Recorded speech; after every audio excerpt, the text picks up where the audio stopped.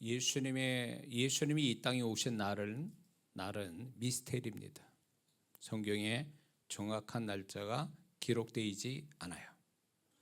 그러면 우리가 지금 12월 25일을 지키는 이 성탄절이 과연 언제부터 시작이 됐겠는가라고 할 때에 313년 로마의 콘스탄티누스가 기독교를 국교화시키면서 그때 이제 이렇게 이방 종교, 그때 당시 로마인들이 태양신을 섬기는 그 유행했던 그때 종교가 태양신을 섬기는 거였기 때문에 태양신을 섬기는 그거를 이제 313년 기독교 국가되면서 이제 정식으로 음지에 있었던 기독교가 올라오면서 이제 신앙을 이제 드러내놓고 신앙생활 할 때에 그때 당시에 이제 교회 지도자들이 이제 요한복음 8장 12절에 예수님 뭐라 말씀했습니까? 나는 세상의 빛이다 이렇게 말씀하셨거든요. 그분은 온 세상의 빛이신데 이 초대교회 성도들이 또 우리 지도자들이 어떻게 하면 우리가 이 복음을 빨리 전할 수 있을까라는 생각에 그분의 오심이 정확한 날짜를 모르니까 12월 달에는 12월 25일은 사실 로마의 태양신의 생일이라고 얘기합니다. 태양신의 생일, 그래서 축제가 벌어지는 거예요. 그래서 로마 시대 때의 12월은 축제가 여러 개가 있었습니다. 그 중에 하나가 이제 태양신을 섬기는 그 태양신을 정말 섬기는 그런 축제가 있었는데 그게 12월 25일이었는데 12월 25일을 태양신을 섬겨서 모든 사람들이 그때 축제를 즐기고 그러니까 우리 말씀이 예수님이 나는 세상의 빛이다라니까 그 말씀과 매치가 돼서 또 매치가 될 뿐만 아니라 이방인들이 태양신을 섬기는 거기 때문에 빛이라는 이 단어에 대해서 익숙하니까 그때 초대교회 성도들이 복음을 더 전파되기 위해서 쉽게 전파되기 위해서 그들에게 낯설지 않는 이 태양신 섬기는 거에 대해서 이거와 같이 맞물려 가기 위해서 예수님의 오심이 12월 25일로 정했다는 설이 있습니다. 그거는 정확한 얘기는 아니지만 그럴 수 있다라는 가능성은 또 있습니다. 그래서 12월 25일은 사실 우리 기독교 내에서 자체적으로 예수님이 오신 날을 알아서 만든 날짜가 아니라는 것 뿐만 아니라 그런 이방 종교의 로마의 태양신 숭배하는 것 플러스에다가 오늘날은 상업적인 것으로 크리스마스를 만들어 버렸죠. 그래서 이게 이방 그 태양신 섬기는 것 플러스 상업적인 요소가 결합이 되면서 이게 오늘날 우리가 지키는 지금 축제로 여기는 12월 25일이 된 겁니다. 그렇기 때문에 세상의 어떤 크리스마스는 뭐 크리스마스라고 말하지만 진정한 크리스마스는 아닙니다. 그렇기 때문에 예수 믿는 사람이 주님이 빠진 예수님이 주인공이 아닌 세상의 그 성탄절을 주님 없이 뭐 괜히 세상 사람과 들떠서 그렇게 한다든가 그리고 주님 앞에 예배를 드려야 할 사람이 예배 안 드리고 이런 식으로 세상 사람과 같이 어울려 다니면서 이때 죄 짓는다라면 이거는 엄청난 죄악이라고 보는 거죠. 왜 그렇습니까? 예수님이 이 땅에 오신 것은 우리 죄에서 구원하시기 위해서 죽으러 오신 분이거든요. 근데 예수님이 거룩하신 분으로 우리의 죄를 담당하시고 죄를 사하시기 위해서 그거를 해결하기 위해서 죽으러 오신 그 예수님을 비웃듯이 세상은 죄악으로 특히 이때가 1년 중에 가장 많이 죄를 짓는 시기라고 얘기합니다. 예수님을 비웃는 거죠. 근데 거기에 성도들이 동참하게 된다면 이건 주님의 아픔을 드리는 거, 슬픔을 넘어 아픔을 드리는 거죠. 크리스마스라는 단어가 그리스도 플러스 마스거든요. 라틴어로 그리스는 그리스도 예수님을 얘기하죠. 마스는 라틴어로 미사란 뜻입니다. 예배란 뜻이에요. 그러니까 크리스마스는 결국 그분을 생각하고 그분에게 예배 드리는 날 이렇게 되는 거예요. 근데 이런 날 예배도 안 드려. 그리고 죄악을 보면 이건 예수 믿는 사람이 아니에요. 구원받은 자가 아니라는 얘기예요. 그러니까 제 마음에서 크리스마스가 되면 굉장히 우울감이 생겨요. 제가 청년 때 멋모르고 신앙이 아직 잘 제대로 안 됐을 때, 정립이 안 됐을 때는 크리스마스 되면 어디 친구들과 만나서 어떻게 즐길까를 생각했죠. 그래서 집안의 방구석에 있는 것은, 이거는 그때 당시에 젊은 친구가 집안에 있다라는 건 굉장히, 이거는 뭔가 문제가 있어서 집안에 있는 거죠. 나가야 되거든. 누구를 만나서라도 어떻게 해야 돼. 일을 벌려야 돼. 그래야 크리스마스 제대로 보내는 거고, 이렇게 생각을 한 거죠. 그때 젊었을 때, 아무 생각 없을 때 그랬단 말이에요. 근데 지금 돌이켜보면 그게 주님 앞에 얼마나 주님을 다시 못 박는 일인지 알 수가 없었던 거죠. 예수 믿는 사람이 세상 분위기에 같이 들떠서 주님을 잊어버리거나 무시하는 날이 된다면 굉장히 이건 주님 아픔을 드리는 거죠. 우리는 이 날은 주님을 생각하며 기뻐하는 날이지 세상 분위기 때문에 기뻐할 날이 아니란 얘기예요. 근데 우리는 주님은 제껴놓고 다른 어떤 걸로 기뻐한다면 이거는 진정한 크리스찬은 아니죠. 저는 이 크리스마스를 어디에다 비유로 드냐면 돌잔치에다 비유로 들고 싶은 거예요. 우리 주은이 아민이 돌잔치에 저와 또 여러분들 참석한 분들도 계시지만, 돌잔치 이젠 집에서 안 하고 이제 근사한 데서 이제 호텔이나 레스토랑에서 이렇게 하지 않습니까? 근데 그 돌잔치 하는 첫 돌 된 애가 뭘 알겠어요? 예? 오히려 애가 예민하면 울기만 난리치죠. 울지요. 근데 이제 그거를 축하하러 간 사람들이 걔 얼굴 한번 보고 아 이쁘다 잘생겼다 이렇게 한번 하고 그렇게 축의금 주고 식사하고 온 사람끼리 얘기 재미있게 하고 맛있게 먹고 이렇게 돌아가는 거잖아요. 그러니까 그 돌잔치의 진짜 주인공인 그 아이는 잠깐 얼굴 보고 나머지 이제 이렇게 음식 먹고 이야기하고 이러다가 가버리는 게 돌잔치잖아요. 세상이 지금 그렇다는 거예요. 크리스마스를 그렇게 보낸다는 거죠. 지금은 세상은 예수님 이 단어조차도 그들은 꺼려합니다. 예수님 이름 부르지 않습니다. 크리스마스라고 말하고 하고 싶지도 않아요. 그냥 산타 얘기하고 선물 이야기하고 이런 얘기만 할 뿐이에요. 좋은 모임 이런 얘기할 뿐이지. 그리고 외국에서는 다른 표현하죠.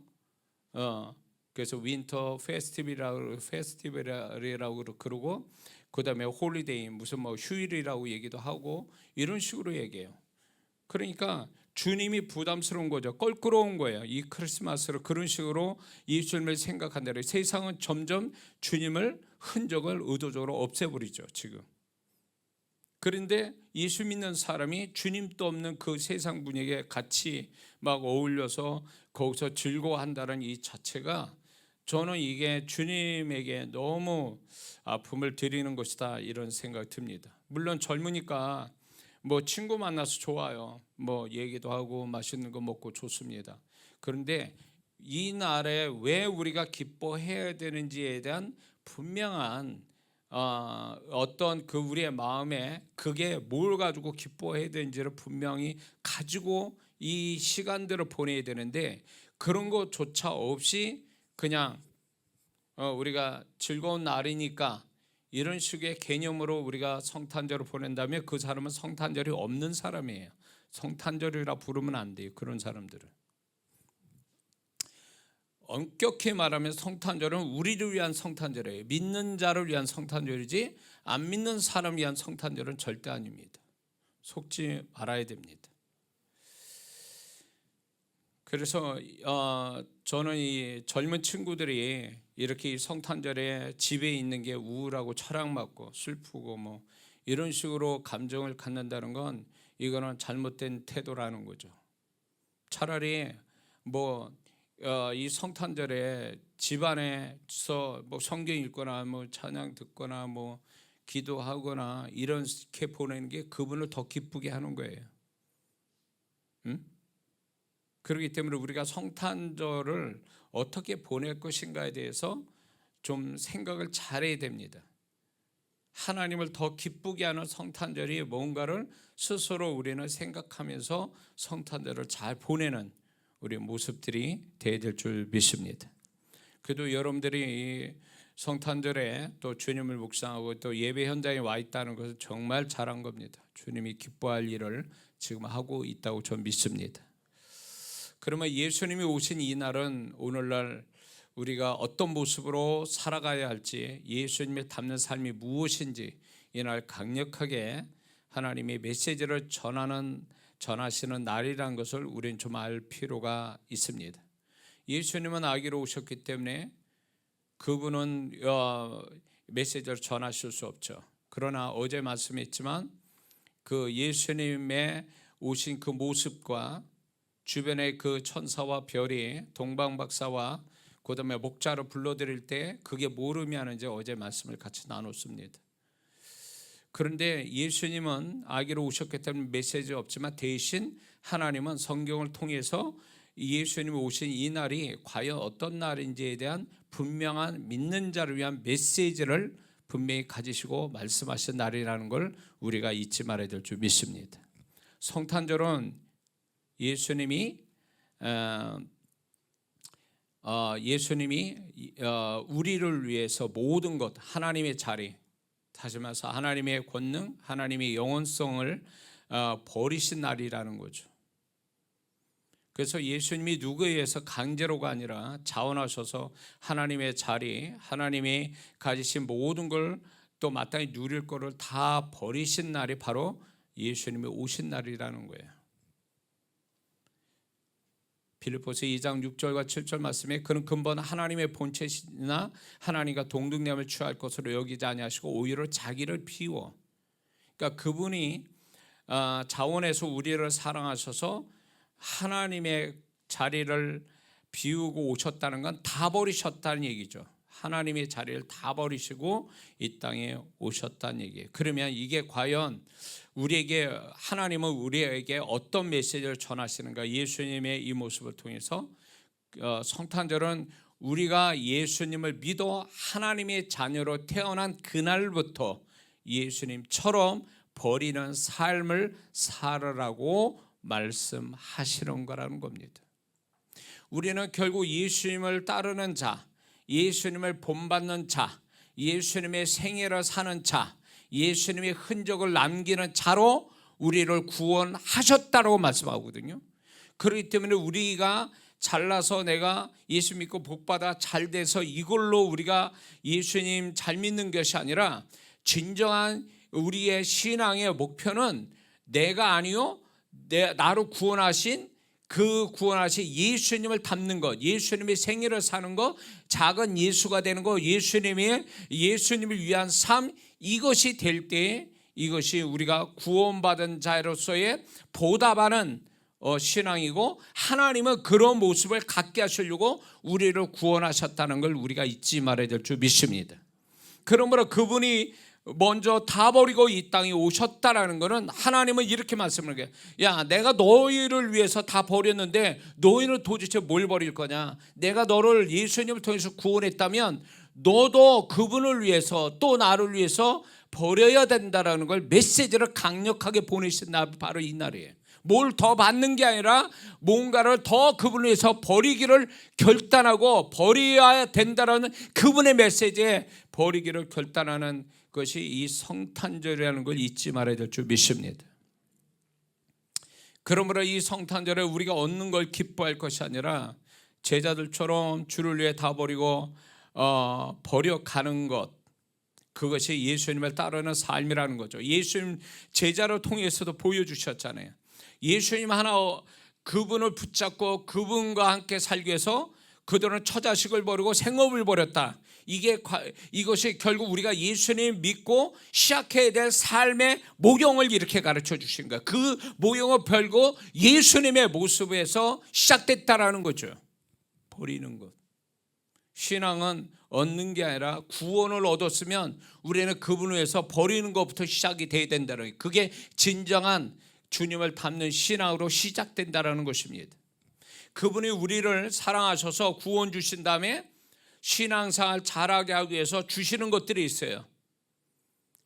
정말로 은혜로 주시고 구하지 않아도 주시는 것들이 있어요. 그거는 결국 뭐냐면 그분의 우리에게 구원뿐만 아니라 그 후에 주시는 걸로 우리가 기뻐하며 그 얻는 걸로 살으라는 게 아니라 내가 너희를 이만큼 내가 너희를 위해서 다 주었으니 너희도 내가 준 것만큼 너희도 그렇게 나를 위해서 버리고 살라라고 말씀하시는 거예요. 우리가 많이 얻었다라는 것은 결국 너희도 그만큼 많이 버려라라는 메시지가 같이 담겨져 있는 거예요. 믿습니까? 하나님이 우리를 축복하셨어요. 뭘 축복하셨습니다. 다른 사람 못 갖는 축복을 주셨다면 그게 너만 잘 먹고 잘 살으라고 주신 게 아니라 내가 너를 극히 줬으니까 네 받은 축복을 나를 위해서 누군가를 위해서 주라고 내가 먼저 너한테 준 것이다, 이런 뜻이에요. 근데 우리는 그분이 나한테 뭔가를 주신 거는 나만 잘 먹고 잘 사는 걸로 그렇게 사는 걸로 인식해서 욕심 부리고 하나님께 더 달라고 한다는 것은 주시는 그분의 마음을 모르는 자라는 거예요. 그분은 우리를 주실 때 얘가 이거 내가 준 것 가지고 받아서 또 누군가를 또 나를 위해서 이것 가지고 잘 섬겨주겠지라는 기대감을 가지고 주시는 거예요. 믿습니까? 근데 욕심이 있고 자기만 알아서 얻는 거에 기뻐하고 그런 것을 내놓지 않는다면 주시는 자의 마음을 모르는 자의 모습이라는 거죠. 그러니까 그 다음 축복이 이어지지 않는 거예요. 그러므로 예수님이 모든 걸 다 버리시고 오셨다라는 그거는 결국 우리가 구원받은 다음에는 우리도 그렇게 버리며 사는 것이 진정으로 주님을 따르는 자의 모습이라는 것을 여기서 강력하게 하나님 메시지를 전하고 계시는 겁니다. 또한 성탄절은 예수님이 아버지 뜻에 절대 순종하신 날이라는 걸 잊지 말아야 됩니다. 구약으로부터 예언된 또 우리를 향한 아버지의 구원의 뜻을 그분은 자원에서 순종하심으로 이 땅에 오셨습니다. 죽으실 때도 그 모습이었습니다. 요한복음 8장 38절 39절에 예수님이 이렇게 말씀합니다. 나는 하늘로 내려온 것은 내 뜻을 행하려 함이 아니요 나를 보내신 이의 뜻을 행하려 함이니라, 이렇게 말씀해요. 그러니까 그분은 마음대로 이 땅에 오셔서 마음대로 하시고 싶은 대로 다 하고 가시는 게 아니라 구약에서 예언된 말씀, 아버지의 뜻을 이루기 위해서 오셨다라는 거예요. 그분의 뜻에 절대 순종하기 위해서 오셨다라는 거죠. 그분의 그 모습은 십자가에서도 나타납니다. 오실 때만 모습을 보이는 게 아니라 십자가에서 나타나는데 마태복음 26장 39절에 내 아버지와 만일 할만하시거든 이 잔을 내게서 지나가게 하옵소서. 그러나 나의 원대로 마옵시고 아버지의 원대로 하옵소서. 예수님은 결국 아버지 뜻 앞에 절대 순종하셨다라는 거예요. 오신 날도 절대 순종의 날이요 죽으시는 것도 결국 절대 순종으로 죽으신 거죠. 빌립보서 2장 8절에도 이렇게 말씀하죠. 자기를 낮추시고 죽기까지 복종하셨으니. 그러므로 이 성탄절은 우리도 예수님을 믿어 하나님 자녀로 태어난 그날부터 예수님처럼 주님의 뜻에 순종하는 삶을 살아야 된다는 걸 하나님이 강력하게 이 성탄절의 메시지를 우리에게 전하고 계심을 우리는 알아야 될 줄 믿습니다. 우리가 구원받은 다음에 구원받기 전엔 우리 마음대로 살았지만 구원받은 다음에는 내 마음대로 사는 삶이 아니에요. 우리는 그분의 말씀 따라 그분의 뜻 따라 살아가는 인생이 잘 사는 인생이에요.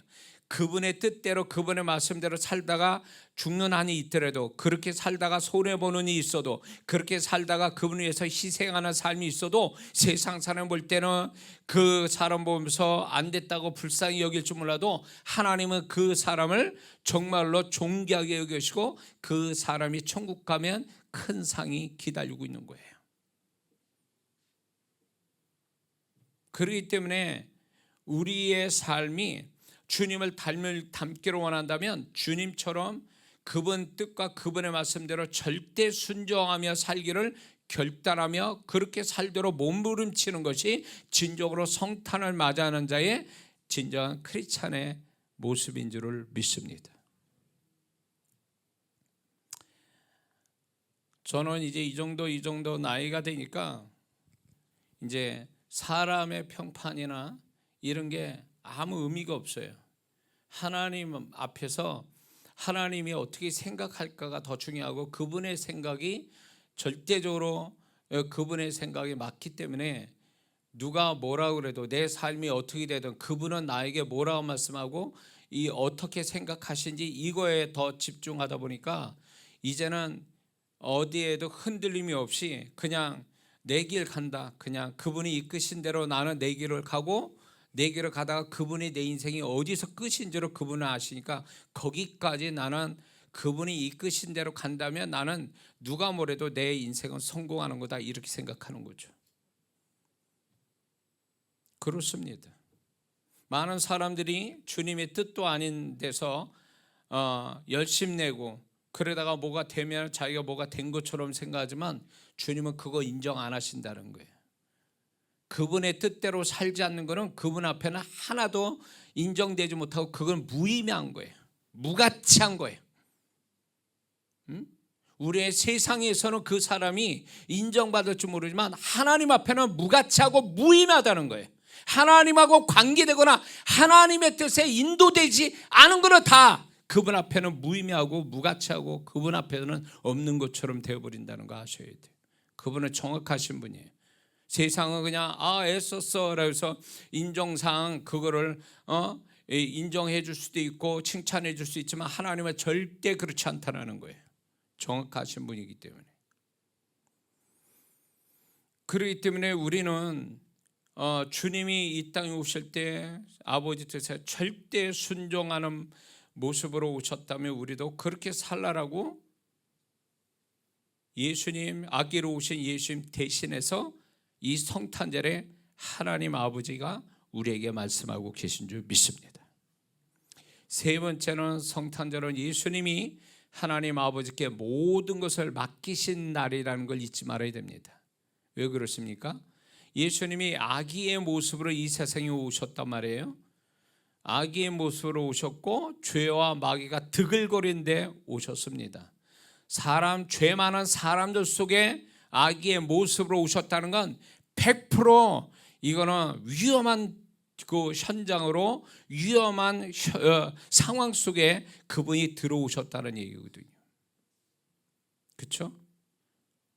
그러면 예수님이 아기의 모습으로 죄와 마귀가 드글거리는 세상 속에 들어오셨는데 이런 것이 단순히 예수님이 용기만 가지고 된 거냐? 아니라는 거죠. 그분이 이렇게 오실 때는 이미 하나님 아버지께 모든 걸 맡기셨기 때문에 그 맡기심에 대한 믿음을 가지고 이 땅에 오신 거 아니냐 말이에요. 믿습니까? 그런데 그분의 죽으심도 이 모습이었다라는 거예요. 누가복음 23장 46절에 보니까 예수께서 큰 소리로 불러 가라사대 아버지여 내 영혼을 아버지 손에 부탁하나이다 하고 이 말씀을 하신 후 운명하시다. 예수님은 오실 때도 정말로 위험스러운 그런 상황 속에 사람들 속에 죄와 마귀 속에 들어오신 그 예수님 마지막 순간에도 아버지께 영혼을 맡기고 죽으셨다라는 거죠. 그 다음을 맡기셨다는 거예요. 이게 뭘 얘기하는 겁니까? 이 성탄절은 하나님 아버지께서는 이렇게 우리에게 말씀하는 거예요. 이 성탄절 우리도 예수님 믿어 하나님 자녀로 태어난 그날부터 예수님처럼 모든 것을 하나님께 맡기고 살라라는 말씀을 우리에게 하시는 거예요. 예수님처럼 너희도 예수님처럼 절대 나에게 맡기는 믿음으로 살라 이겁니다. 우리가 하나님을 못 믿어가지고 내가 다 해야 되고 내가 손이 쥐에 있어야 되고 그리고 내가 모든 걸 해야 직성이 풀리고 그리고 내가 이렇게 책임지고 해야 되기 때문에 부들부들 그거 잘 될지 말지를 걱정하며 살아가는 인생이 아니라 하나님 아버지께 정말로 맡겨서 그분의 맡겨주심에 대한 믿음으로 평안을 누리고 그분의 맡겨주심으로 해서 소망을 갖게 되고 그분께 맡겨드림으로 해서 믿음으로 또 감사할 수 있는 이런 모습을 하나님 아버지는 우리에게 이 성탄절에 우리에게 말씀하고 있습니다. 믿습니까? 예수 믿으면서도 부들부들 떨어요. 맡기지 못해서. 하나님의 맡기면 어떻게 다 망쳐놓을 것 같고 내가 해야 뭐가 되는 것 같고 하나님께 맡기면 다 안 될 것 같고 다 손해볼 것 같고 잘못될 것 같고 그러니까 하나님께 맡기지 않습니다. 자기가 다 계산하고 생각하고 선택하고 결정하고 밀어붙여버려요. 왜 그럴까요? 그거는 용기도 아니고 그거는 의지도 아니에요. 그거는 하나님을 믿지 못한 데서 오는 객기예요. 자기의 신념일 뿐이에요. 하나님은 그런 사람 인정 안 합니다. 기뻐하지도 않습니다. 그 애씀도 그분이 인정하지 않으세요. 우리가 부족하고 모자르고 세상 사람한테 하찮아도 정말로 주님밖에 없다고 주님께 정말 주님께 매달려 사는 그 사람이 하나님 보실 때 정말 그런 자의 편에 서셔서 일하신 분이에요. 약한 자의 편에 서서 강함이 되어주는 주님이세요. 모자람이 있는 그 사람 편에 서서 모든 걸 채워주신 주님이시란 말이에요. 낮은 데에 있는 자의 편에 서서 높여주시는 그분이란 말이에요. 우리는 그분의 맡겨줌으로 그분이 나보다 다 나의 인생을 더 아끼시고 사랑하셔서 나보다 더 내 인생을 아름답게 만드신 그분을 정말로 맡기며 살아도 현찮을 판인데 못 맡기는 거예요. 왜냐하면 그분이 나보다 생각이 모자르고 나보다 내 인생을 잘 해낼 것 같지 않으니까 자꾸 내가 다 해야 돼요. 계산해야 되고 염려해야 되고 근심해야 되고 잘 선택하고 결정하고 그렇게 살면 잘 사는 것처럼 생각해요. 나중에 제가 메시지를 한번 전하겠지만 주님이 맡기지 않은 데서 오는 불행, 주님께 맡겨지지 않아서 책임져 주시지 않은 하나님, 그 하나님 보면서 인색하다고 하나님을 잘못 알고 있는 성도들 많거든요. 동일한 하나님이신데 누구는 그분의 나타남이 풍성하고 어떤 사람은 그분의 나타남이 안 나타나고 라는 것은 결국 그분이 차별 두시는 게 아니에요. 그 하나님에 대해서 그 하나님께 얼마나 맡기고 사느냐 아니면 맡기지 못해서 내가 다 책임지고 살 거냐의 차이일 뿐이에요. 예수님이 이 모습이 얼마나 대단하신 겁니까? 그냥 성인으로 오신 게 아니라 아기의 모습으로 죄와 마귀가 역사하는 현장에 들어오셨단 말이에요. 이게 정말 절대적인 하나님 아버지께 맡기지 않으면 이럴 수가 없는 거죠. 그분이 십자가에서 내려와서 12영이나 더 되는 천사로 불러다가 이걸 해결하지 못하셔서 십자가에 죽으신 겁니까? 아니에요. 그분 뜻 앞에 순종할 뿐만 아니라 그분께 모든 걸 맡기셨기 때문에 어찌 되든 간에 그냥 거기에 그냥 몸을 실어서 거기에 그냥 진행하셨을 뿐이에요. 이게 굉장한 믿음인 거죠. 하나님은 우리에게 예수님처럼 닮기로 원하시는데 그 모습 중에 하나가 뭐냐면 어찌 되든 내가 너를 맡아서 내가 너의 인생을 책임지고 축복하고 너를 지키고 내가 너를 축복한다고 믿느냐는 거예요. 믿는다면 맡겨서 기다려보라는 거죠. 어찌 되든 간에 내가 너를 모든 걸 잘 되어가서 내가 너를 통해서 영광을 받겠다고 했는데 우리는 그걸 못 믿습니다. 당장 괴롭고 힘들고 막 이러니까 내가 어떻게든지 피해 다녀야 되고 손해 안 보려고 하고 막 애를 씁니다. 그래야 그게 제대로 잘 사는 것처럼 생각해요. 우리가 하나님께 맡길 때 그분이 우리가 하나님께 맡길 때 그때부터 꽃길을 걷는다고 생각하면 큰 오산이에요. 하나님께 맡겼을 때에 위험성은 얼마든지 있어요. 어쩌면 그런 하나님께 맡겼기 때문에 더 어려움과 힘듦과 괴로움과 손해와 낭패를 당할 수도 있어요.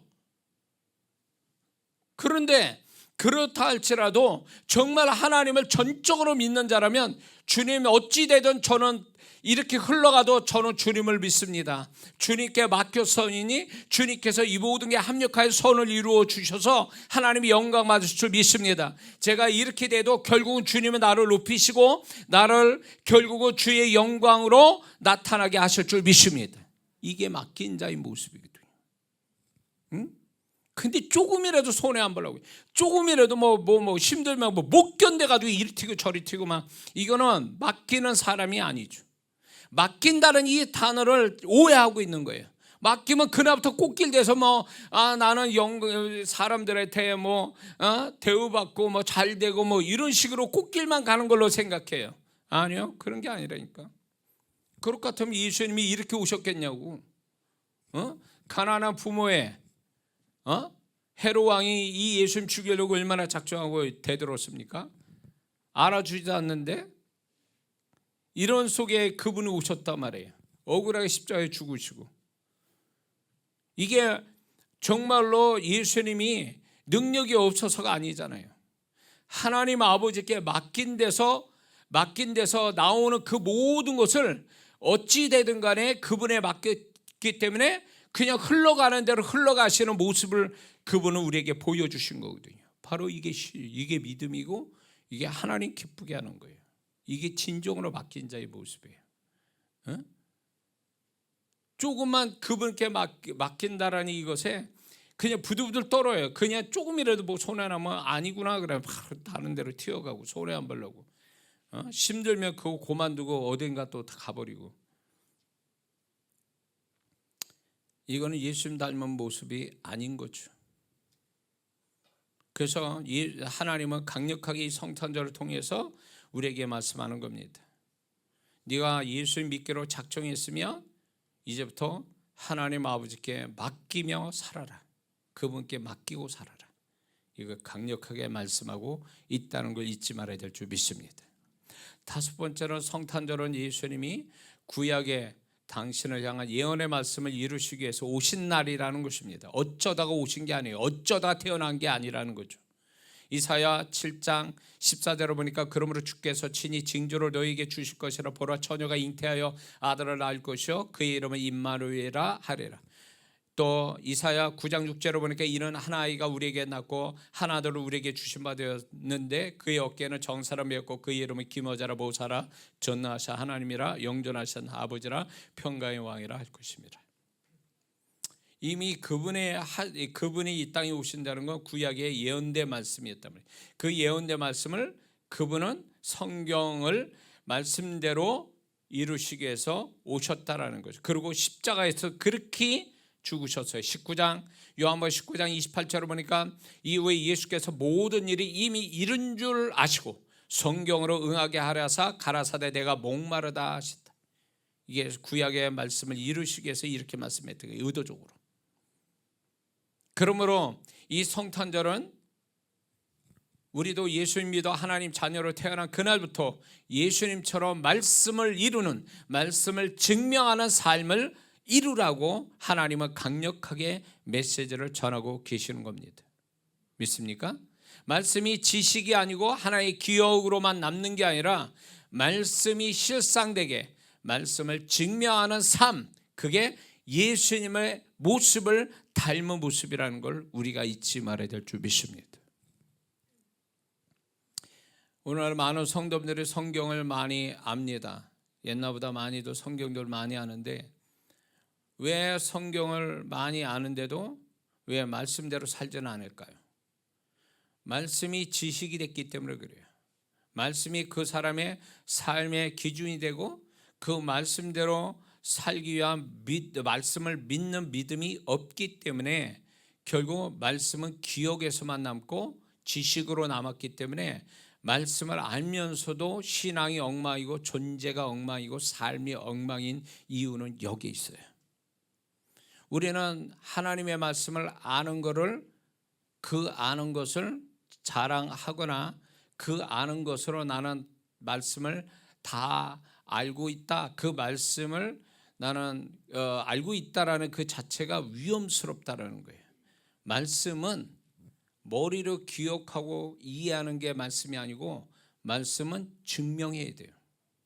그게 말씀이에요. 그게 말씀을 아는 자라고.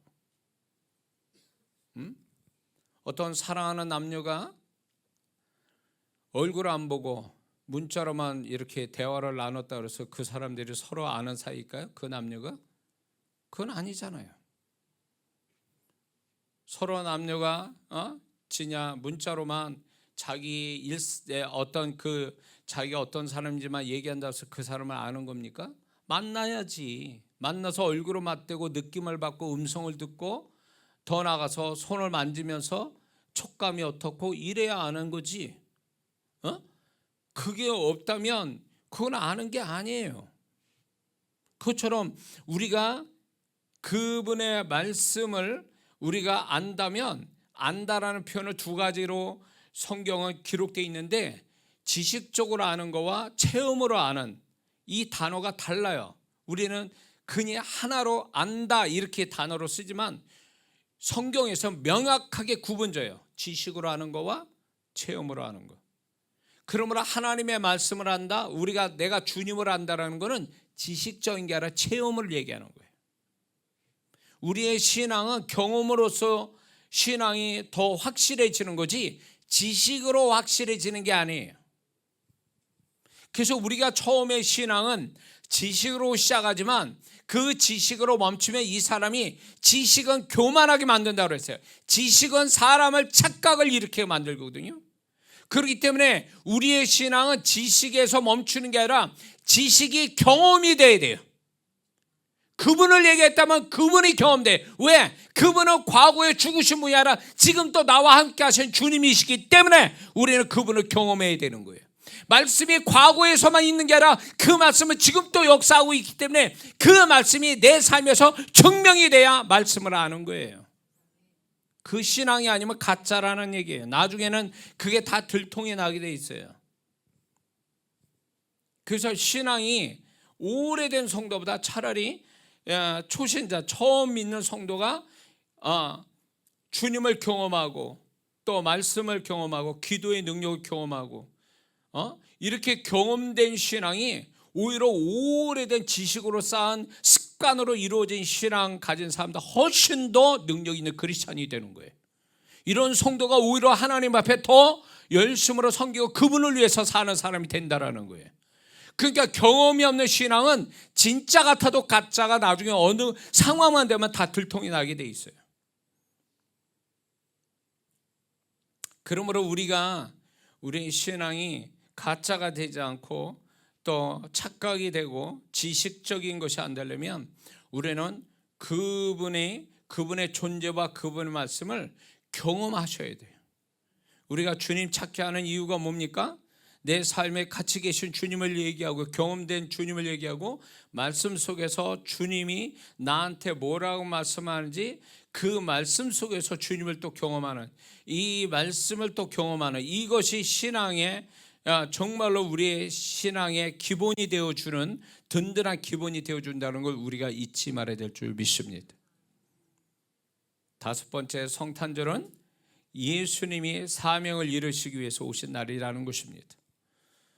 예수님이 이 땅에 거저 오신 게 아니라 어쩌다가 오신 게 아니라 놀러 오신 것도 아니잖아요. 그분은 우리의 죄와 저주, 지옥을 해결하시고 천국으로 이끄실 사명을 가지고 이 땅에 오신 겁니다. 믿습니까? 요한복음 10장 15절과 16절에 아버지께서 나를 아시고 내가 아버지를 아는 것 같으니 나는 양을 위해서 목숨을 버리노라. 또 이 우리에 들지 아니한 다른 양들이 내게 있어 내가 인도하여 할 터이니 저희도 내 음성 듣고 한 무리가 되어 한 목자에 있으리라. 요한복음 12장 30절에 내가 땅에서 들리면 모든 사람을 내게로 이끌겠노라. 누가복음 12장 50절에 나는 받을 침례가 있으니 그 이루기까지 나의 답답함이 어떠하겠느냐. 이 받을 침례라는 건 십자가의 죽음을 얘기하는 거거든요. 그러므로 그분이 오시는 것은 그냥 어쩌다 오신 게 아니라 우리를 위한 사명을 이루시기 위해서 오셨다라는 거예요. 그러므로 하나님이 이 성탄절을 통해서 이런 예수님 모습을 통해서 우리에게 강력하게 말씀하는 거예요. 네가 하나님의 자녀로 예수님을 통해서 네가 하나님의 자녀가 됐다면 그날부터 예수님처럼 주님이 주신 사명을 이루는 삶을 살으라는 말씀을 우리에게 말씀해 주신다는 걸 잊지 말아야 될 줄 믿습니다. 우리는 각자 목적을, 하나님의 목적이 있어서 우리를 부르셨고, 그리고 우리에게 각자의 삶 속에 그 사람 맞게 하나님을 위한 사명, 그 사명을 주셨다는 걸 잊지 말아야 될 줄 믿습니다. 빌립보서 2장의 말씀에 너희 안에 행하심을 하나님이시니 자기의 기쁘신 뜻을 위해서 너희 안에 소원을 두고 행하신다 그랬거든요. 그 소원이 나 잘 먹고 잘 살아라는 소원이 아니라 하나님 아버지께 영광되고 내가 이 땅에 살아야 될 이유, 이 땅에 있어서 하나님이 받으실 사명, 비전, 그걸 얘기해 주시는 거예요. 거기에 관련된 말씀이 시편 139편 16절에 그분이 내 형질이 이루기 전에 주님이 나를 먼저 보셨고 내 정한 날이 이 땅에서 하루가 지나기 전에 주의 책에 다 기록되었나이다. 그분이, 우리는 구원받았다는 건 어쩌다가 부모 만나서 부모 밑에서 어쩌다가 태어난 존재가 아니라, 구원받았다는 얘기는 그분이 이미 구원받은 날부터서 내가 죽는 그 순간까지 그분을 위해서 뭘 어떻게 살아야 될지 주의 책에 이미 다 기록되어 있다라는 거예요. 언젠가는 천국 가면 주의 책에 기록된 거와 내가 살아온 거를 비교할 거라고 저는 믿습니다. 그때에 그분이 주의 책에 기록된 대로 내 안에 소원을 두고 행하신 그분의 소원을 얼마나 이루고 살아왔는지를 그분이 비교하실 거라는 거예요. 내 인생 가지고. 그러므로 예수님이 사명 때문에 이 땅에 오신 그 모습을 보면서 너희도 예수님을 따르는 자가 된다면, 너희가 정말 예수님 따르는 자라면 사명을 위해서 살아라. 먹고 살기 위해서 살지만 말고, 먹고 살기 위해서 사는 게 아니라, 내가 잘 먹고 잘 살기 위해서 예수님 찾는 게 아니란 얘기예요. 우리는 그 이상의 존재요, 그 이상의 인생을 살아야 될 이유가 있단 말이에요. 그걸 위해서 성령님이 우리를 이끌어 가신다는 거예요. 응? 오늘날 똑똑하고 좋은 배경을 가진 사람이 선교사로 갔다가 선교도 못하고 거기서 순교당하는 선교사들의 한둘이겠냐고요. 지금 또 정말 모든 걸 다 가졌지만 주님을 위해서 다 버리고 정말로 누구도 알지 못하는 현장에 가서 영혼을 섬기고 알아주지 않은 영혼들을 섬기면서 그렇게 쓸쓸하게 죽어가는 그런 주님을 위한 헌신자들이 얼마나 많냐고요. 그들은 결국 안 거예요. 자기 사명을 안 거예요. 내가 왜 숨쉬고 살아야 되는 이유를 알았던 거죠. 내가 왜 무엇 때문에 살고 내가 무엇 때문에 죽어야 될지를 알기 때문에 기꺼이 그런 일들을 감당하는 거죠. 이 세상 한 번 가고 많은 세상, 지나고 뭐 짧은 인생 사는 인생에 뭘 가지고 하나님 앞에 영원한 상급을 받을지 하나님부터 그 사명을 알았기 때문에 그걸 위해서 죽어도 좋다라고 하고 살아가는 사람들이 얼마나 주변에 많은지 아냐 말이에요. 우리가 너무 잘 먹고 잘 살려고 하는 이런 목적을 가지고, 수준 낮은 목적 가지고 사는 성도들이 기반이니까, 그런 사람이 많으니까 그렇게 신앙이 전부인 줄 알고 사는 것은, 그건 착각이라는 거예요. 보이지 않게 무명으로 주님만 아는 그런 기꺼이 자기 인생 다 버리는, 생명까지 버리는 자들 지금 또 많단 말이에요. 응? 그게 진실한 주님을 따르는 삶이죠. 우리가 그렇게 살지는 못하더라도 적어도 내 삶에서 하나님을 위해서 헌신하고, 또 내가 큰 사명이 아니더라도 내 삶 속에서 하나님이 주신 작은 사명, 작은 소명이 뭔 줄 알고 그걸 위해서 산다면 하나님이 얼마나 기뻐하시겠어요. 그 사람을 얼마나 존귀히 여기시고.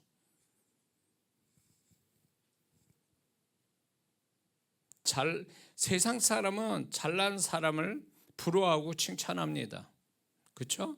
여러 가지 잘난 부분을 자기를 드러내고 피하라는, 지금은 뭐 노골적으로 피하라는 세상이다 보니까 자기가 나 이거 잘났어 하고 피하라는 사람들이 얼마나 많습니까? 우리가 그런 사람들이 세상 사람 부러워하고 그러지 않습니까? 근데 주님은 그 자기가 가지고 있는 잘난 거를 하나님은 하나 기뻐하지 않고 그를 존귀히 여기지 않아요. 중요한 거 뭐냐면 영향력의 문제예요. 너 그거 가지고 얼마나 나와 많은 사람 위해서 선한 영적 영향력을 가졌느냐는 거예요. 그게 그분의 관심일 뿐이에요.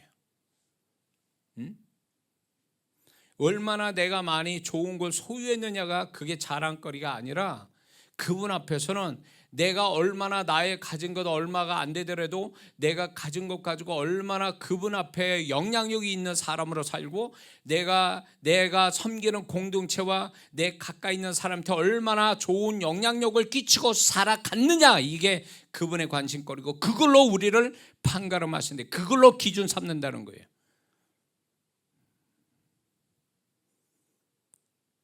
예수님이 이 땅에 오신, 예수님이 성자 하나님으로 계셨지만 그분이 이런 모습으로 오셨기 때문에 그분이 부활하시고 만왕의 망 되시고 만주의 주가 되셔서 모든 이름이 우주의 모든 것들이 그분의 이름 앞에 무릎 꿇는 이 놀라운 영광을 받으신 것은 이런 모습이기 때문에 그런 거예요.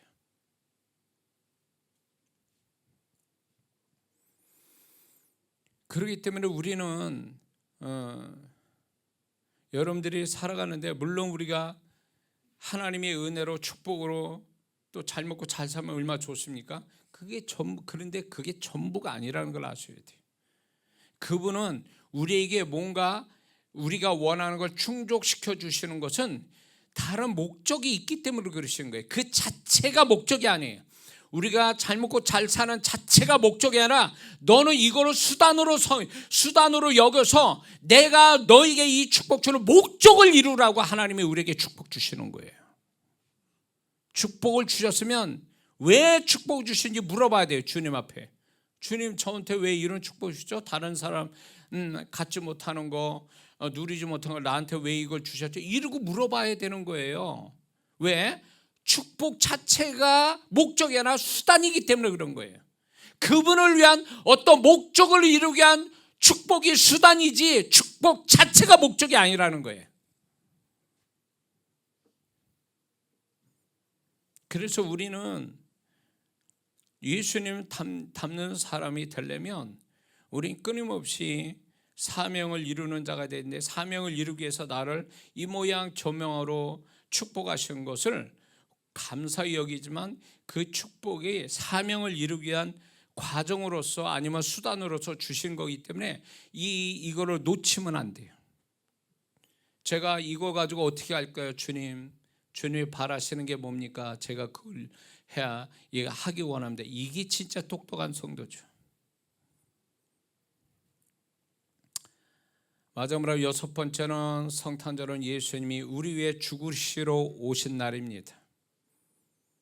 그분이 우리를 살리시기 위해서 죽으시러 오신 분이에요.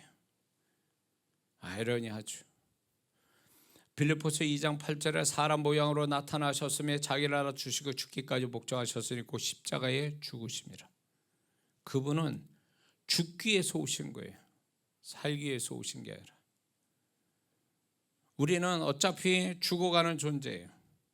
근데 그 죽어가는 존재인데 그 죽음 자체가 구원받지 않는 죽음이면 수치스럽고 부끄러운 죽음이고 이건 지옥 가는 죽음이란 말이에요. 그런데 주님은 우리를 위해서 죽으시러 이 땅에 오셔서 그분의 아낌없이 우리를 위해서 생명마저 십자가에서 죽으셨는데, 십자가에서 죽으셨잖아요. 이 땅에 오실 때 죽으러 오신 분이 실제로 십자가에서 우리 위해서 죽으셨잖아요. 그분이 죄인으로 죽으신 게 아니잖아요. 그분은 나를 살리기 위해서 죄인 돼서 우리를 구원하시기 위해서 십자가에 생명을 버리신 거잖아요. 결국 이거는 무엇을 얘기하는 겁니까? 하나님 아버지께서는 우리가 구원받아 하나님 자녀된 그날부터 예수님처럼 우리도 순교자 정신으로 삶을 살으라고 말씀하시는 날이 바로 오늘이라는 거죠. 예수님이 너를 위해서 죽으러 오셨는데 그러면 너도 그분을 위해서 죽는 자가 되어야 된다. 우리가 선교사가 돼서 순교 당하는 사람 아니면 순교자 정신을 가지고 살아야 되거든요. 그 순교자 정신이 뭡니까? 누가복음 9장 23절이에요. 아무든지 나를 따라오려도 자기를 부인하고 날마다 제 십자가를 지고 나를 쫓을 것이니라. 아멘. 그렇습니다. 우리는 세상 사람은 나 잘나서 자기 자랑으로 충만한 가운데 자기 죽지 않게 해서 남한테 정말 존재감 있기 위해서 몸부림치며 살아가는 게 인생의 모습인데 우리는 거꾸로 돼 있어요. 우리는 그러려고 사는 사람이 아니에요. 우리는 그분 앞에 존재감 있는 존재로 살기 위해서는 이 땅에 사는 동안에 그분을 위하여 순교자 정신, 나를 부인하고 내게 주어진 십자가를 넉넉하게 지고 가는 그런 순교자적인 정신으로 살아가는 사람이 바로 예수 믿는 사람이라는 거예요. 그런데 안타까운 것은 오늘날 많은 성도분들이 정말로 그분을 위해서 순교자적인 정신으로 살려고 하지 않는다는 거예요. 다 도망가요. 조그만 십자가를 지라, 네가 나 대신 십자가를 져다오. 누군가를 위한, 공동체를 위한 십자가를 져다오. 그럴 때 도망가 버립니다. 그게 코로나 때 만교회가 없어진 이유가 여기 있어요. 십자가를 지는 자들이 없었기 때문에 만교회가 문을 닫았습니다. 십자가를 안 져요. 축복은 받고 싶은데 십자가는 안 짓습니다. 재미도 없고 괴롭고 힘들고 알아주는 것도 아니니까 그 십자가를 지고 싶은 마음이 없는 거예요.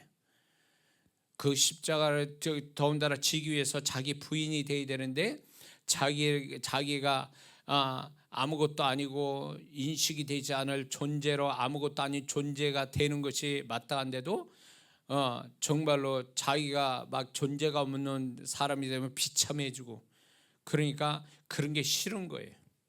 뭘 해도 사람들의 칭찬받고 사람들이 날 알아봐주는 그걸로 하려고 그래요. 자꾸.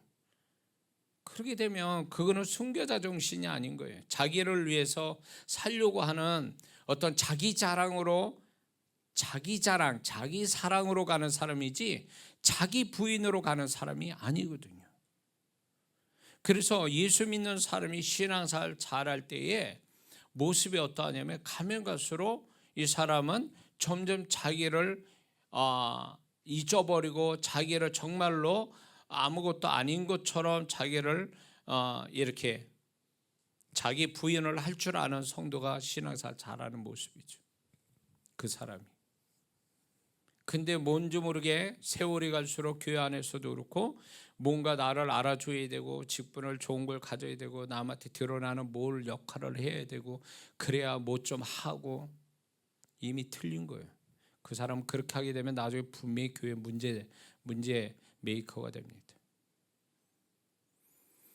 아름다운 교회 공동체는 결국 자기 부인을 하고 자기 십자가를 지려고 하는 사람들이 모였을 때 교회가 천국을 맛보는 교회가 되는 거죠. 믿습니까? 다 나 잘났어, 나 알아주세요 막 이런 식으로 하는 거는 그 교회는 시끄럽고 분열이 나고 다툼이 생길 뿐이에요. 주님은 알아주시지 않았잖아요. 이 땅에 죽으러 오셨는데 나 너희들을 위해서 죽으러 와서 뭐 선전을 해서요, 광고를 내셨습니까? 그분이 십자가에 죽으실 때도 나 너희들을 위해서 죽는 거야 라고 진짜 큰 소리 외치면서 죽으셨습니까? 없으셨잖아요. 그래도 하나님 아버지는 알아주셨잖아요. 그걸로 족한 거죠. 그게 자기를 부인하고 십자가를 지는 자의 정신이에요. 그분만 아시면 된다. 그래서 나는 누가 뭐래든 간에 나는 그게 중요치 않고 그분이 내 진심을 아시고 내가 정말로 그분을 위한다는 이 마음 하나만 그분이 알아주시면 나는 뭐래도 할 수 있다. 나는 끝까지 할 수 있다. 내가 정말로 내가 오해받고 비난받고 뭐래도 나는 감당할 수 있어. 이렇게 가는 거죠. 그 사람이 정말 자기 부인과 십자가 지는 자죠. 그게 주님을 닮은 자의 모습이죠. 그분은 그러기를 원하셔요. 지금 우리에게. 그러니까 이 성탄절이 가지고 있는 의미라는 게 이게 굉장히 정말 저는 이 말씀을 준비를 하면서도 얼마나 감동적인지 몰라요. 그렇지, 하나님 아버지는 이런 거를 나한테 주시려고 말씀하고 계시지. 근데 우리는 자칫 잘못하면 이런 식으로 한쪽으로만 얘기해. 그분이 오시면 낮아지고 약한 자, 부족하고 가난한 자를 위해서 오셨습니다. 굉장히 인간적인 어떤 이런 메시지에 여러분들 그것만 치우쳐가지고 예수님이 그런 모습으로 오신 것만 알고 이러는데 아냐 말이에요. 이렇게 하나님 아버지의 그분이 가지신 마음에서 나오는 이 메시지를 아냐고요. 우리가 어떻게 살아야 될지. 그분의 오심이 인간적인 겁니까? 얼마나 영적인 거예요. 얼마나 깊은 이야기가 여기에 담겨져 있습니까? 이걸 알아야 된단 말이에요. 예수 믿는 사람. 세상 사람은 몰라도 우리는 알고 그분을 생각할 때 정말로 감격하고 감동받으면서 정말 그분 앞에 정말 감사가 저절로 나오는 이게 돼야 되는데 그게 아니라 다른 생각으로 아니면 편협된 어떤 인간적인 그 측면에서 예수님을 생각한다면 이 사람은 진리를 아직 모르는 거죠. 예수님의 모습을 아직 모르는 거예요. 하나님 아버지의 메시지를 모르고 사는 사람이라는 거죠. 이러면 안 되는 거예요. 분별력은 있어야죠. 적어도 우리가 그분 위해서 정말 진짜 막 엄청난 어떤 그분이 기뻐하는 행위를 못 가져더라도 분별력은 가지고 살아야지. 분별력은. 그래서 우리는 좀 더 이 성탄절이 우리가 이런 거를 깨달을 때 우리가 정말로 그래서 내가 그분이 기뻐할 정말 분별력이 있는 고백을 할 때 그걸로 얼마나 영광을 받으시겠냐고요. 우리 예물만 가지고 이 예물이 무슨 그분을 얼마나 더 기쁘시게 하겠어요. 물론 그 마음을 담아서 예물하는 건 하나님 기뻐하시겠지만 그거보다 우리가 이 진리의 지식을 성탄절에 대한 진리의 지식을 가지고 그분 앞에 정말로 이거 깨닫는 마음으로 그분 앞에 고백을 한마디 했을 때 그분이 얼마나 기뻐하시겠냐고요.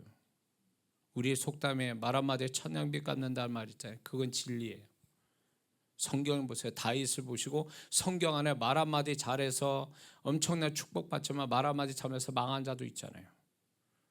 그렇기 때문에 우리는 깨닫는 마음으로 정말 주님 앞에 그분이 감동받으시고 또 기뻐하시는 고백을 한다면 그걸로 됐다. 너희들은 내 뜻을 아는구나.